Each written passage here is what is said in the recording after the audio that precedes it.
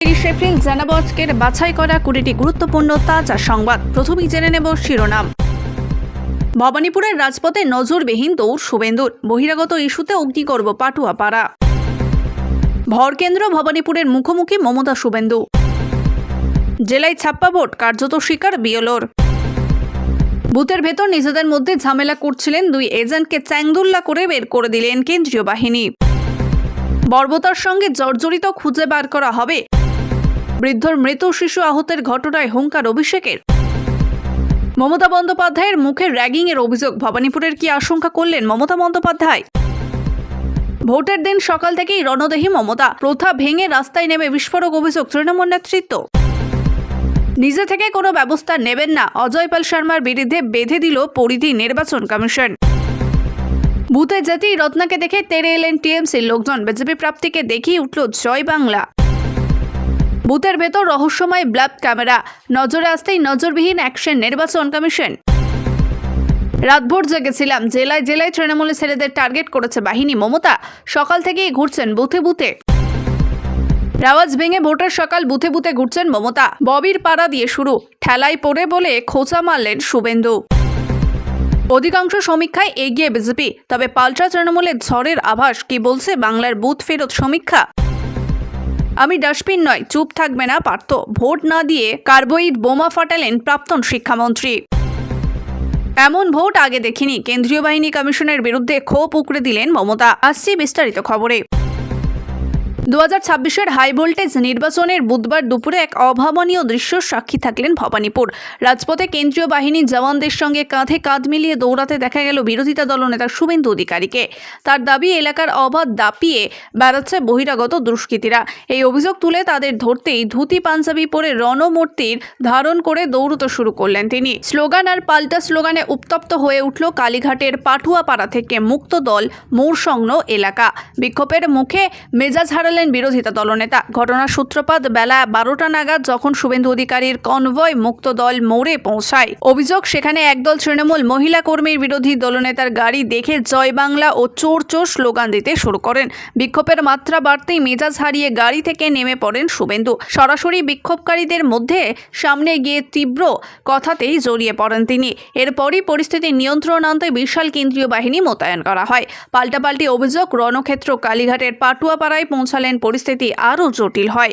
বিজেপির অভিযোগ, মুখ্যমন্ত্রী মমতা বন্দ্যোপাধ্যায়, ঋতবধূ তথা স্থানীয় কাউন্সিলের কাজিরা বন্দ্যোপাধ্যায়ের পরিকল্পিতভাবে এই অশান্তি ছড়িয়েছেন এবং কর্মীদের উস্কানি দিয়েছেন। অন্যদিকে তৃণমূল কংগ্রেসের পাল্টা দাবি, শুভেন্দু অধিকারী কেন্দ্রীয় বাহিনীকে রাজনৈতিক হাতিয়ার হিসেবে ব্যবহার করে সাধারণ ভোটারদের ভয় দেখাচ্ছেন। এই স্লোগান যুদ্ধের মতোই বহিরাগত ধরার দাবিতে শুভেন্দুর এই নজরবিহীন দৌড়ার মুহূর্তেই তো ভাইরাল হয় সোশ্যাল মিডিয়ায়। বুধবার দ্বিতীয় দফায় ভোট গ্রহণের এক বিরল রাজনৈতিক মুহূর্তের সাক্ষী থাকল ভবানীপুর। মুখ্যমন্ত্রী মমতা বন্দ্যোপাধ্যায় এবং তার প্রধান প্রতিনিধিত্ব শুভেন্দু অধিকারী প্রায় মুখোমুখি এসে পড়েন, যা স্বাভাবিকভাবেই এলাকায় চাঞ্চল্য সৃষ্টি করে। সকাল শুরু হতেই ব্যতিক্রমী ভূমিকা নিতে দেখা যায় মমতা বন্দ্যোপাধ্যায়কে। ভোটের দিন সাধারণত বিকালের দিকে বাড়ি থেকে বেরিয়ে নিজের ভোট দিয়ে ফিরে যান মমতা বন্দ্যোপাধ্যায়। তবে এদিন সকালেই তিনি বিভিন্ন বুথ পরিদর্শনে বেরিয়ে পড়েন।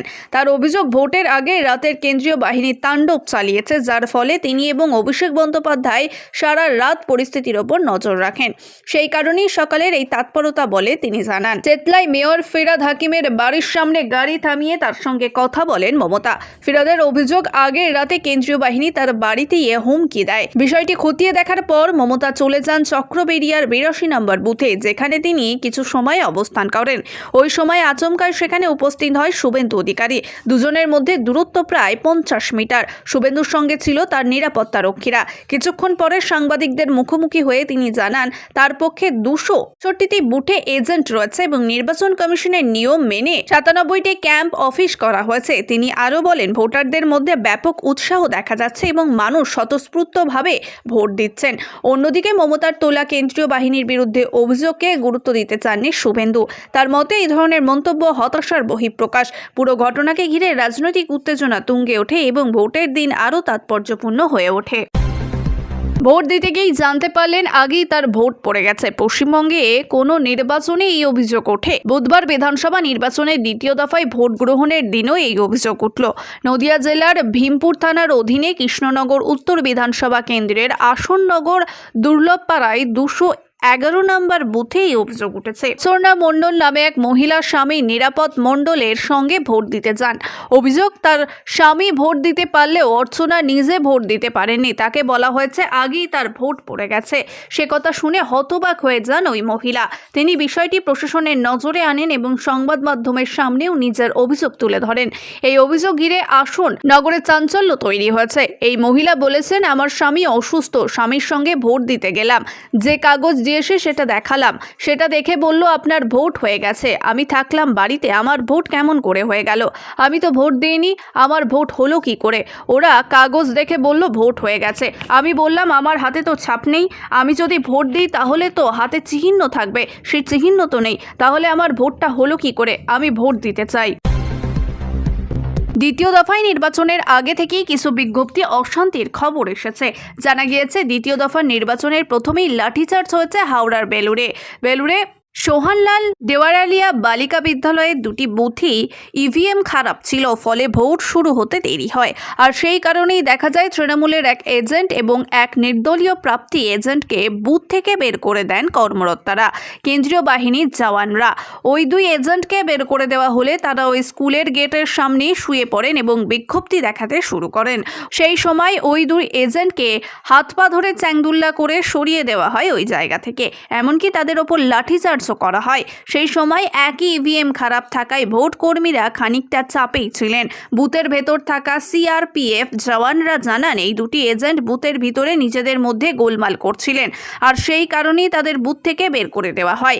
ঠিক সেই সময় শতাধিক ভোটার নিজেদের ভোট নিজেদের দেওয়ার জন্য লাইনে দাঁড়িয়েছিলেন। ওই 2 এজেন্টকে বের করে দেওয়া হলেও লাইনে দাঁড়ানো ভোটারদের মধ্যে খুব বেশি প্রভাব পড়েনি। এমনকি বৃষ্টি শুরু হলেও সেই বৃষ্টিকে উপেক্ষা করে লাইনে দাঁড়িয়েছিলেন ভোটাররা, কিন্তু বৃষ্টি হলেও লাইন ছেড়ে কেউ চলে যাচ্ছে না।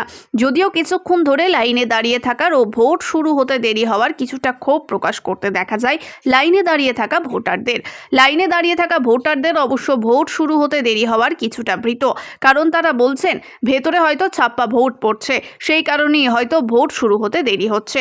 দ্বিতীয় দফার নির্বাচনের ভাঙনের উত্তেজনা, ভোটারদের ভয় দেখানোর প্রতিবাদ করায় আইএসএফ কর্মীর মারধর অভিযোগ তৃণমূলের বিরুদ্ধে। ক্যানিংয়ে পূর্ব কেন্দ্রীয় ভোট লুটের অভিযোগ আরাবুলের। এছাড়াও কয়েকটি বুথে এজেন্ট বসতে না দেওয়ার অভিযোগ এসেছে আইএসএফ এর তরফ থেকে। কেন্দ্রীয় বাহিনীর ধাক্কায় উদয় নারায়ণপুরের এক বৃদ্ধের মৃত্যুর অভিযোগ উঠেছে। বিভিন্ন প্রান্ত থেকে সাধারণ ভোটার মহিলা লাঠিচার্জ করার অভিযোগ আসছে বাহিনীর বিরুদ্ধে। এমনকি বাহিনীর হাতে সাতগেছিয়ার এক শিশু আহত হয়েছে বলে অভিযোগ উঠেছে।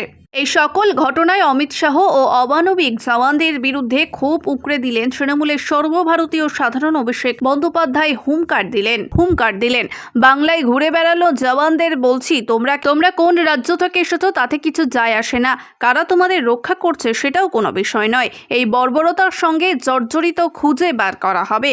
দ্বিতীয় দফায় ভোটের ওপর শান্তিপূর্ণভাবে মিটলেও একাধিক জায়গা থেকে বাহিনীর বিরুদ্ধে অতিরিক্ত সক্রিয়তা ও ভোটারদের মারধরের অভিযোগ উঠছে। অভিষেকের দাবি 2021 সালে ঘটে যাওয়া রক্তাক্ত শীতল লুচি মানসিকতা নিয়ে চলা হচ্ছে।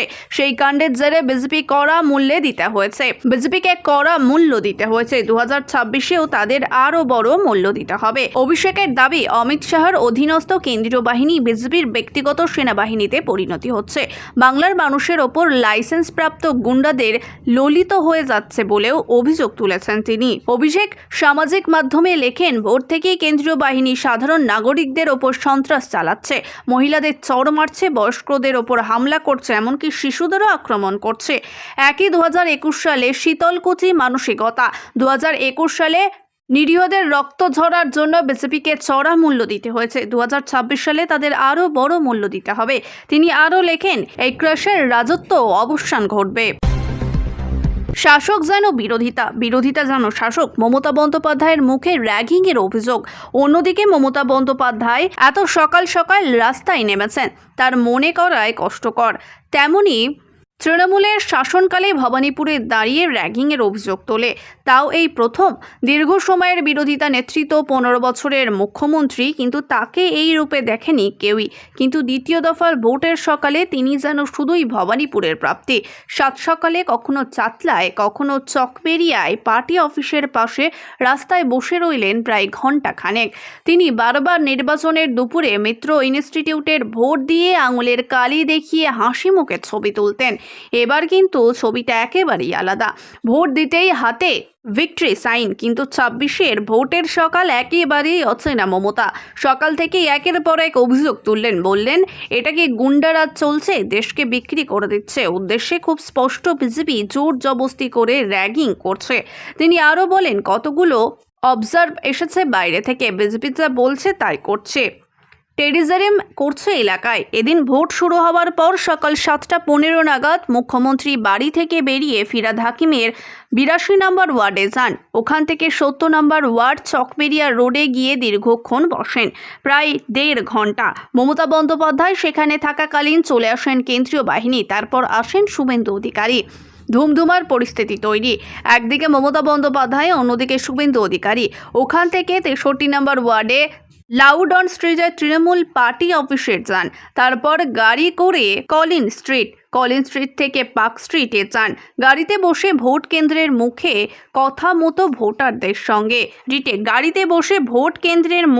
কথা বলেন ভোটারদের সঙ্গে। 11:15 নাগাদ লর্ড সিনহার রোডে শাখাবাদ মেমোরিয়াল গার্লস স্কুলে যান, সেখানেও গাড়িতে বসে কথা বলেন। সেখান থেকে পদ্মপুকুর হয়ে 11:30 নাগাদ কালীঘাটের বাড়িতে ঢোকেন মমতা বন্দ্যোপাধ্যায়। ভবানীপুরে বিধানসভা কেন্দ্রীয় হাই ভোল্টেজ নির্বাচনের দীর্ঘদিন প্রথা ভেঙে সকালেই পথে নামলেন মুখ্যমন্ত্রী তথা তৃণমূল দলনেতা। ভবানীপুরের বিধানসভা কেন্দ্রীয় হাই ভোল্টেজ নির্বাচনের দীর্ঘদিনের প্রথা ভেঙেই সকালেই পথে নামলেন মুখ্যমন্ত্রী তথা তৃণমূল নেতৃত্ব মমতা বন্দ্যোপাধ্যায়। সাধারণ ভোটের দিন সকালে তাকে দেখা না গেলেও এবার একেবারেই কাক ভোরেই ভোটদান পরিস্থিতি খতিয়ে দেখতে বের হন তিনি। চেতলায় ফিরহাদ হাকিমের এলাকায় পৌঁছে যান, খুব উকড়ে দিয়ে জানান যে গত রাতে অশান্তির কারণে তিনি এবং অভিষেক বন্দ্যোপাধ্যায় সারা রাত ঘুমাতে পারেননি। এই ঘটনায় শাসক শিবিরের মধ্যে যে চরম অস্থিরতা কাজ করেছে, মুখ্যমন্ত্রীর ব্যক্তিগত উপস্থিত তা স্পষ্ট হয়ে উঠেছে। বিজেপি ও কেন্দ্রীয় বাহিনীর বিরুদ্ধে ক্ষোভ ভোট পরিদর্শনের বেরিয়ে মমতা বন্দ্যোপাধ্যায়কে সরাসরি বিজেপি এবং কেন্দ্রীয় বাহিনীর বিরুদ্ধে একগুচ্ছ অভিযোগ তুলছে। তার দাবি, আদালতের নির্দেশ থাকা সত্ত্বেও সিআরএফপি এবং পর্যবেক্ষকরা নিয়ম মানছে না। তৃণমূলের বহু কর্মীকে অন্যায়ভাবে তুলে নেওয়া হচ্ছে এবং বিভিন্ন জায়গায় দলীয় পোস্টার ছিঁড়ে ফেলা হচ্ছে বলে তিনি অভিযোগ করেছেন। বিশেষ করে ফিরহাদ হাকিমের বাড়ির মাঝরাতে কেন্দ্রীয় বাহিনীর প্রবেশ এবং কাউন্সিলের অসীম বসুর হেনস্থার ঘটনার নেতৃত্ব তীব্র বিরক্তি প্রকাশ করেছেন। মাঠে শুভেন্দু ও পুলিশের সক্রিয়তা, অন্যদিকে মমতার প্রধান প্রতিদ্বন্দ্বী শুভেন্দু অধিকারীর খিদিরপুরে হনুমান মন্দিরে পুজো দিতে তার নির্বাচনীয় কর্মসূচি শুরু করেছেন। এলাকায় শান্তি বজায় রাখতে পুলিশ প্রশাসন কঠোর ভূমিকা পালন করছে। খোদ মমতা বন্দ্যোপাধ্যায় ভাই কার্তিক বন্দ্যোপাধ্যায়কে জামায়াত করার অভিযোগ সতর্ক করছে পুলিশ। ভবানীপুর ঘিরে দুই শিবিরে একের সম্মুখে সমরের রাজনৈতিক উত্তেজনা এখন তুঙ্গে। এই সংঘাতের ফলে নির্বাচনের ফলাফল এবং এলাকার আইন শৃঙ্খলা পরিস্থিতির ওপর বড়সড় প্রভাব পড়ার সম্ভাবনা দেখছেন রাজনৈতিক বিশেষজ্ঞরা।